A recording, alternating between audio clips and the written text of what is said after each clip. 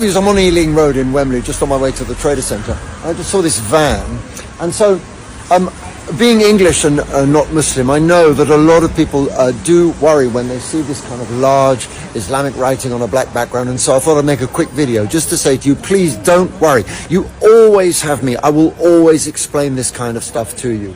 Always. So you can rely on me. If you have any questions, anyone can always contact me. So let me just explain to you what it says. I'll just explain it in Arabic, and then I'll explain the translation in English. And of course, you know, we've got a clue here because they've written some, sort of an English translation underneath. So let me just explain it to you. Okay? So it's inna here. Inna, there actually should be a little mark there.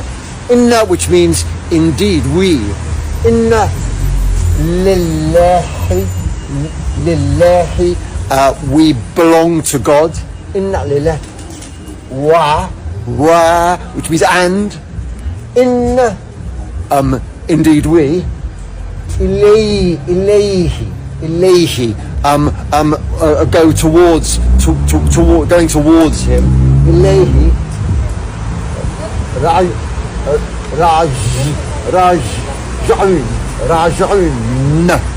raj'un, we will return to God. So indeed we come from God, and to Him we will return. And that's all it's saying, and there's a bit of a translation here. Indeed we come from Allah, and to Him we shall return.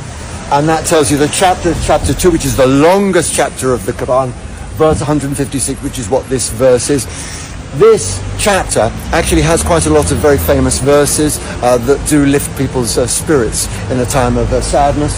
And I'm going to make videos about Don't Be Sad, one of my favorite books, which is a book of Islamic philosophy. So I'm going to make some TikToks about that. So that's what this is.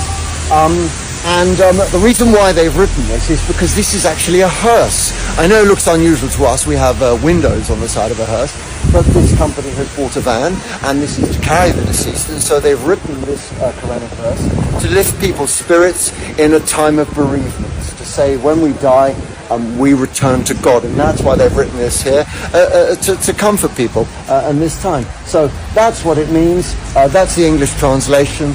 And so if you have any questions, anyone can contact me at any time. I'll always reply. So yeah, we're all brothers, and it's good to learn Arabic. It takes a long time, but it's, you know, if I can do it, you can do it. I have no background in languages. My degree was in engineering, so so if I can do it, you can do it. And this is what it means, and it's calligraphized, so it's more difficult to read.